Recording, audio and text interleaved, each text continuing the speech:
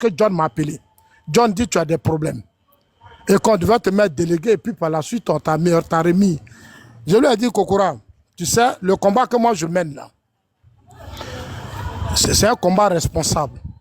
On est dans un parti où beaucoup de personnes n'ont pas encore compris que ce combat, c'est un combat de tous les Ivoiriens. Moi, j'ai fait le RDR. S'il y a des choses qui ne fonctionnent pas et que les gens grognent, les gens parlent, c'est à moi de prendre la parole pour dire, essayons de mettre de l'ordre. Parce qu'il y a des groupes de personnes qui veulent faire croire aux uns aux autres que le RDR, ça leur appartient. Alors que le RDR a été créé par les gens du Sud. Ce sont les Amontano, les Melchior qui ont créé le RDR. Ceux qui l'ont proposé au président Alassane Ouattara. Donc, je ne peux pas accepter que des personnes de certaines communautés se lèvent pour nous faire du chantage. Moi, je ne peux jamais accepter ça.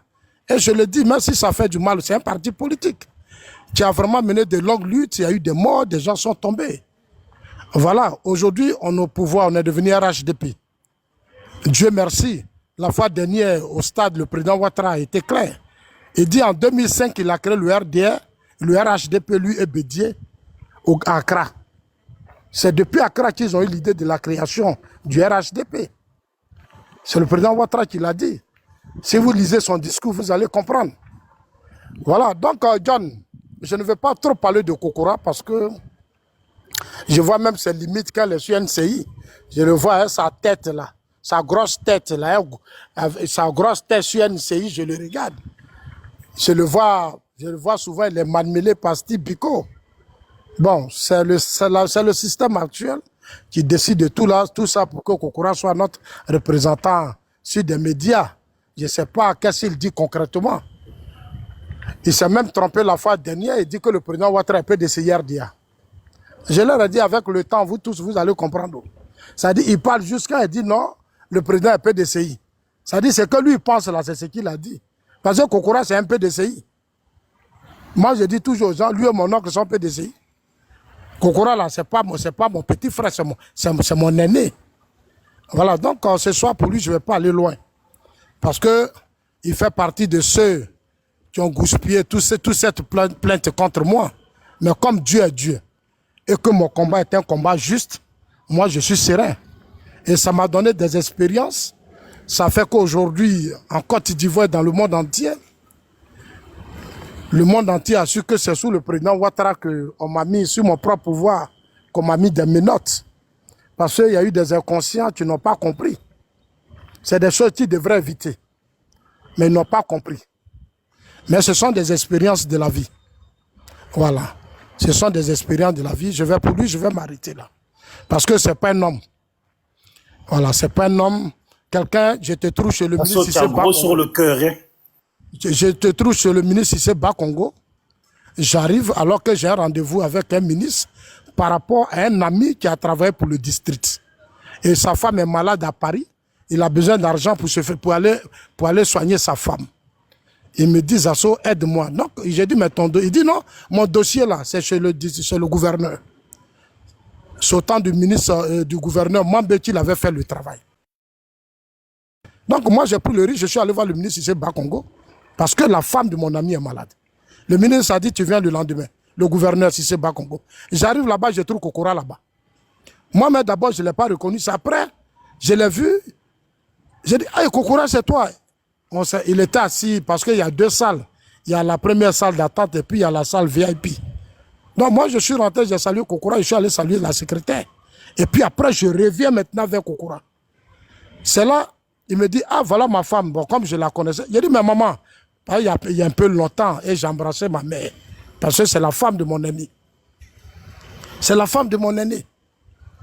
Kokora était assis dans l'autre salle. Je suis allé voir la secrétaire pour dire, ah, comme Kokora est assis ici, le ministre Cissé Bakongo, il aime que moi je sois toujours VIP. Il n'a jamais accepté que moi je m'assoie dans l'autre salle.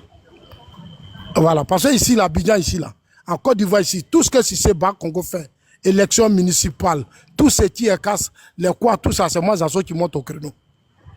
Donc, c'est un père que je respecte. Au RDR, c'est une histoire où je ne rentre pas dans des détails. Mais ce jour-là, je ne sais pas que Kokora, quel problème Kokora a. J'ai trouvé Kokora là. Quand j'ai dit à la dame qu'à cause de Kokora, moi je vais rester dans l'autre salon ici. Parce que c'est là Kokora assis. avec tout le monde. J'ai dit à la dame, ah, fais tout pour que la secrétaire, fais tout pour que, chose, comme on appelle Kokora et moi, on a attendu. Dès que le ministre est arrivé, la dame m'a appelé. Et c'est là que j'ai dit à Kokora que le ministre est arrivé. Et Kokora est rentré. Mais le même Kokora, je l'ai écouté sur TikTok. Vraiment, j'ai dit, mais mon grand frère n'a pas changé. C'est un malhonnête, il n'est pas sérieux, ce grand frère. Il a même failli noyer la secrétaire. Il a même failli noyer la secrétaire dans cette affaire. Mais je ne veux pas rentrer dans... Et je reviens, je le prends, je dis, ah, le ministre est arrivé. On monte, on rentre, il a oublié son épouse. Moi-même, je suis allé chercher sa femme devant Dieu, c'est tout ce que je cherche, pour présenter sa femme à Kokora, au ministre Cissé Bakongo. C'est moi qui ai dit, non, Kokora est là, sa femme. Je suis allé chercher madame. J'ai dit, viens, et j'ai présenté la femme de Kokora au ministre. Lui, il a oublié sa femme ici. Mais il est monté sur des panels, je l'ai attendu. Mais ça m'a fait quand même pitié et puis triste. Quand ces gens des gens de personnes sont dans des partis, mais c'est eux qui tuent les partis politiques. Moi, Zasso, j'ai une histoire, je ne suis pas ton ami. Quand moi j'étais au RDR, tu n'étais rien. Moi, je suis ton petit frère. Toi et moi, là, l'âge là, c'est long, c'est-à-dire il y a une distance. Je suis ton petit frère, je t'ai connu à Gagnoa. C'est pas à toi de monter sur des panels pour parler de moi. Et quand je t'appelle, je dis grand frère. Quand tu as dit le jeune qu'on a mis aux États-Unis à la tête là, mais toi tu voulais qu'on te mette délégué pour que toi tu gères les fonds. Parce que quand tu es premier délégué, tu es premier responsable aux États-Unis. Quand il y a les élections là, ça tombe. Zasso, la dernière fois que tu as vu Kokora, c'était quand? La dernière fois que vous êtes appelé, c'était quand? C'était chez le ministre Cissé Bakongo que je l'ai vu. Est-ce que Zasso, tu ne penses pas que, parce que j'ai vu dans les commentaires, on dit que il y a d'autres qui veulent que Kokora est jaloux de toi. Il y a un qui a dit que Zasso est jaloux de Kokora. Je le connais même, Kokora, c'est mon grand frère. Lui et moi, on n'a pas le même combat politique. Pourquoi je vais être jaloux de lui? Voilà, ok. Je vais être jaloux de lui, pourquoi? Ah, comment? Merci beaucoup. Moi, Zasso, là, je suis l'homme d'Amadou Gonde, l'homme d'Ahmed Bakayoko, président Ouattara Montano et les dinosaures du système.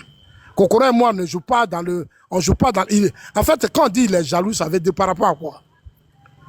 Moi, là, je suis rentré en Europe, j'ai eu un asile politique. Je suis allé à ma famille.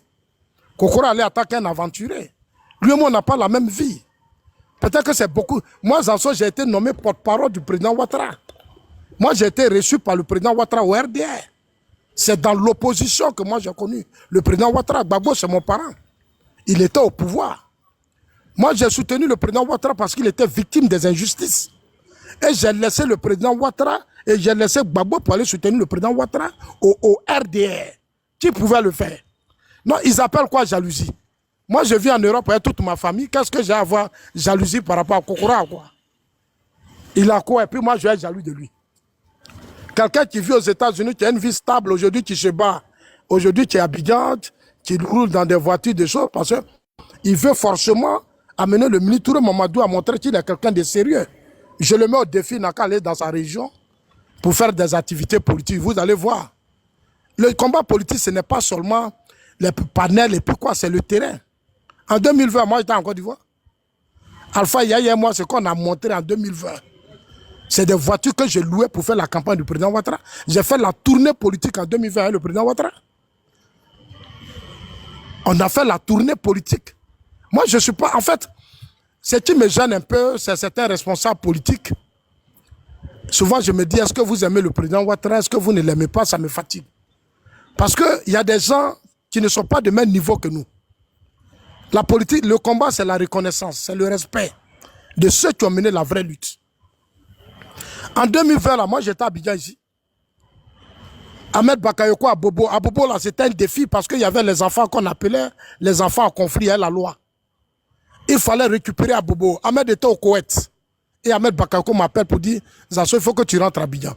Al-Mustafa, nous tous, les mollahs, mais on a repris le défi, on a relevé, on a récupéré à Bobo. On a gagné les élections jusqu'à minuit, 2 heures du matin. On était dans des quartiers précaires, en train de sensibiliser. Donc moi je n'ai pas d'adversaire pour être jaloux de quelqu'un.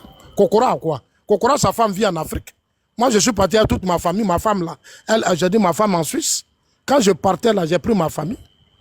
Je vais être jaloux de quoi? Il a quoi? Lui, il vit au dépend de quelqu'un. Il vit au dépend de quelqu'un. C'est lui qui a besoin aujourd'hui de s'accrocher ou d'essayer de déstabiliser ou bien de jouer les trucs pour... Tout à l'heure, je l'ai écouté dans une vidéo où il parlait des billets. Mais s'il est sérieux, lui-même n'a qu'à payer le billet des militants. S'il pense qu'il est vraiment stable, il est un homme honnête. Mais pourquoi il ne paie pas le billet des militants? Et il attend d'aller soumettre ça à la direction. En fait, j'écoute les gens mais ils ne comprennent pas. Le militantisme là, c'est ça. Quand tu es un vrai militant, tu es un cadre dans un parti, tu prends ton propre argent et tu payes les billets. Mais Kokora s'arrange, il se dit non, oui, et puis ça va soumettre aux gens. Tu soumets ça à qui? Prends ton argent et puis paye les billets. Prends ton argent, de toute façon, nous on prend nos billets, on prend notre argent, on arrive à Bidjon, on loue les voitures, on s'en fait les meetings, on aide les cadres, c'est notre propre argent, on prend. Moi-même, le jour où Ahmed est décédé, j'ai fait partie de celui qui a plus pleuré. Parce que Ahmed, là, c'est mon père. Pour Ahmed, je suis prêt. Pour Ahmed, là, je n'ai pas peur de prendre mon propre argent et puis d'investir. Je n'ai pas peur. Parce que Ahmed, là, c'est quelqu'un, ça dit, lui-même, là, sa famille, ses enfants. Pour le président Ouattara, il est prêt. Ahmed enlève son argent. Enlève. Ahmed vous appelle, vous fait asseoir. Ahmed, là, il aime le président Ouattara. Kokora ne peut pas prendre son argent, il n'a pas d'argent. Il n'a rien. Il n'a rien. Si c'était quelqu'un de stable, là, il n'allait pas c'est-à-dire il n'allait pas être autour du président de Touré Mamadou en train de faire les faux coups. C'est parce qu'il est malheureux. C'est un pauvre mec. Il a laissé ses taxis pour venir s'asseoir à Abidjan pour être autour du ministre Touré Mamadou. Mais il n'a pas d'histoire avec le ministre Touré Mamadou. Quand on dit quelqu'un a une histoire avec le ministre Touré Mamadou, c'est moi ça sort.